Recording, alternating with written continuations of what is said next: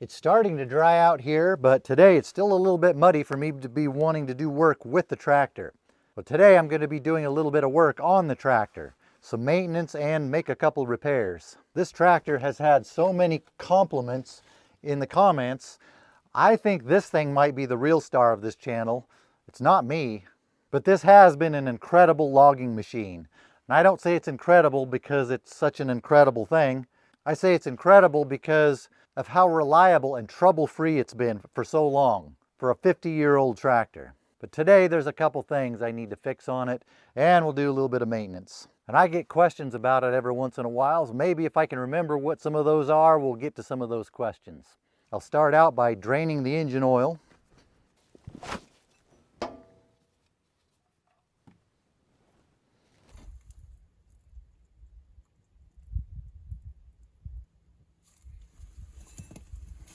My grandpa used to tell me whenever you take an oil plug out of an engine or a gearbox, put it in the seat. It's just a little protection from somebody who might decide to start up the engine and use it while you have the oil drained.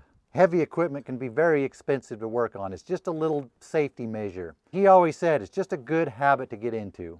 You may be noticing this seat is not in good condition. It's actually in quite lousy condition, and it's not just because it's 50 years old. What happened to this seat is while this tractor was sitting out in the woods, as it always does, a bear came along and decided to tear it up. That was a few years ago. I haven't got around to replacing it yet. I thought that was rather rude myself. It crosses some boundaries. You just don't go around tearing up guys' tractor seats. It's not right. The first repair I think can be accomplished with just blunt force. I got hung up on a piece of wood and I bent the wheel on this rim. I bent the wheel on this rim? I bent the rim on this wheel. This thing, I bent this thing right here. It's not leaking air, which is good. I think I can just pound it back in with a hammer. It's thick steel. See if this one's big enough.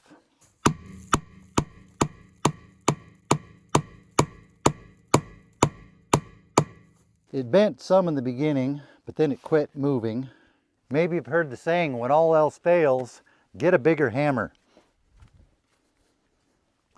Sometimes when it comes to working on equipment, a bigger hammer can be in order. But part of the problem is here, whenever I hit this, the whole wheel assembly moves. It's not striking against anything solid.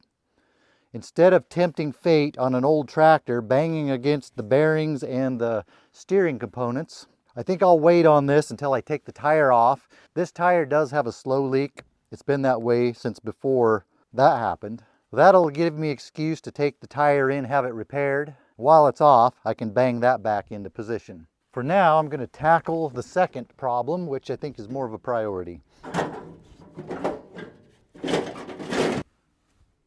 Last time I filled up the fuel tank, I noticed there was a leak. A very noticeable and significant leak right here. I was about to leave the area for about a week or so for Christmas. I filled up the tank because I like to have it full during the winter. I noticed fuel was quickly dripping out of there. I parked the tractor on a slope uphill to try to get some of the fuel off of that spot. It was still leaking a little bit. I started mixing up some JB Weld, stuffing that in there, thinking maybe there's a chance it will work. Probably not though, since everything's covered in diesel. It was sticking better than I thought it would and holding up better. I was surprised to see that it might be working, and I was thinking I could do a video about how to stop a fuel leak with JB Weld. Then when I got back from Christmas, I saw that it was still dripping a little bit there. So I'm going to clean this up. It appears to be leaking right in here. Even though this JB Weld was put on with everything covered in diesel because I couldn't keep it clean with diesel pouring out, it ended up being quite solid. Somewhere the fuel is finding its way through. Now the fuel level's drawn down well below this. I'm going to clean this up, get a better look at it. Then with everything cleaned up, maybe I can get some new JB Weld to stop the leak.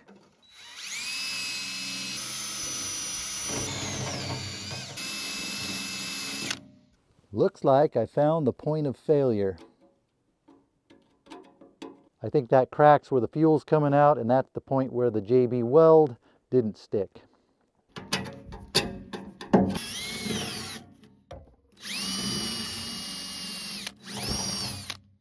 Now get a rag with some acetone, clean this up.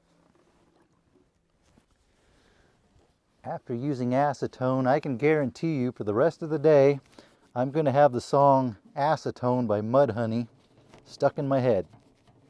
Probably part of tomorrow too. Grunge was fun. We mix equal parts of JB Weld.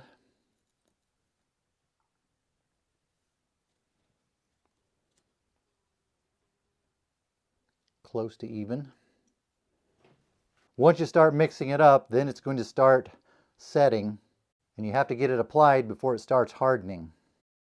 Get it all good and mixed up. Make sure you don't see any of the black, don't see any of the white. It should all be this gray color. Stuff it in that crack. See if I can do this without making a ridiculous mess. I'm just going to go all the way around this. The one side came apart, maybe that'll help keeping the other side from coming apart too. It's not pretty. I'm trying to clean it up around the edges, but I think I'm just making it worse. Yep, I'm just making it worse. It's a gooey mess now, but it'll harden and be very strong. And it will continue to be ugly. A few weeks ago, I had one of my dental fillings fell out. I kept saying, I don't want to go to the dentist. I hate going to the dentist. I'm just going to get some JB Weld, stuff it up there in the hole, and it'll be fine.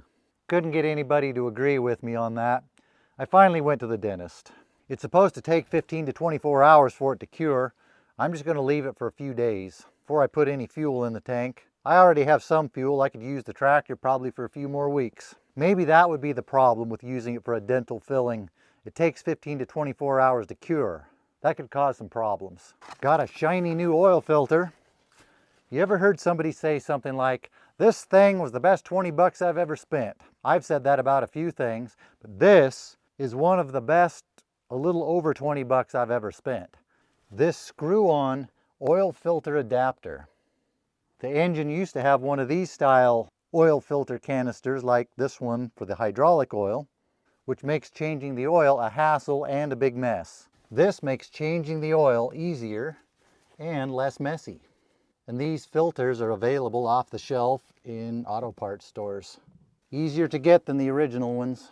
Put a little bit of oil on the gasket. Just tight enough, but not too tight. The engine oil quit dripping. That is the universal sign that the oil pan is fully emptied. Fully emptied. Is that what we call an oxymoron? One time I saw somebody get upset because someone said oxymoron. They thought they were calling them not only a moron, but an oxymoron. Some people's children.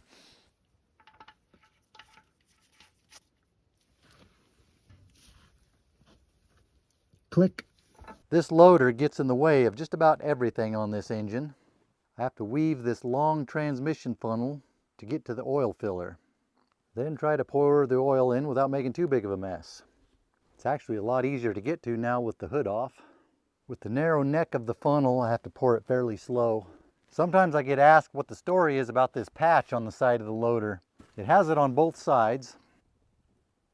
I'm with you on that question. I wonder what it is too. This tractor is 3rd generation Wilson. My grandfather bought it used. I think I was still in high school at the time. I wasn't in on all of that because I was busy sitting in high school. But it wouldn't surprise me if he bought this with a broken loader and he got it cheap. That would be like him. He may have done this repair. I asked my dad if he knew. He couldn't remember. One thing that makes me think it may have been him that did it, a lot of people, if they made a repair like this, they would paint it yellow like the rest of the tractor. It would be just like him to not care what color it was, and he would paint it whatever color of paint he had, which was probably black. It was probably black paint left over from when he built the wood splitter. Whatever it is that happened there, I'm just hoping it doesn't happen on the other side. Oil level just under max. Start it up, let it circulate, then check the oil level again.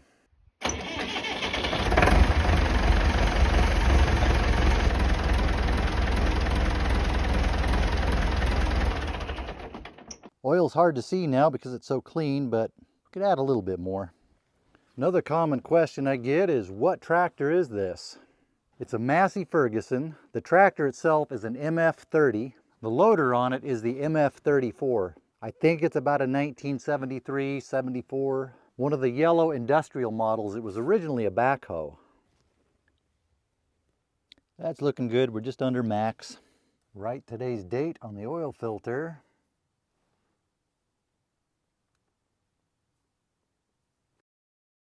Put 2024 instead of just 24. That way the tractor won't explode when we hit Y2.1K in another 76 years. The engine hours took 8 quarts.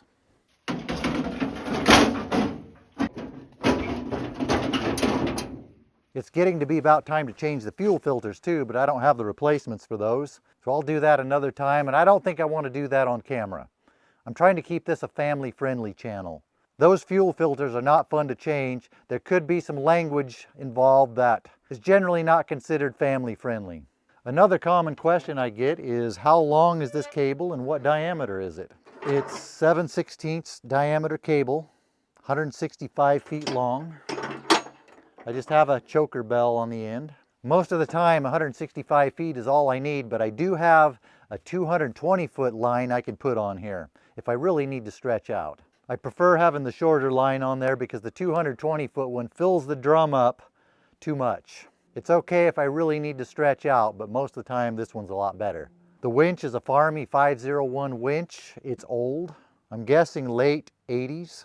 It has been just as trouble-free as the tractor. The couple times I did need to get some parts for it, readily available through the Farmi dealer. It seems like there were more questions. I should write these down so I remember them. It looks like the next few days are supposed to be warm and dry. Maybe we'll get to do a little bit of tractor logging here soon. That's it for today. See ya.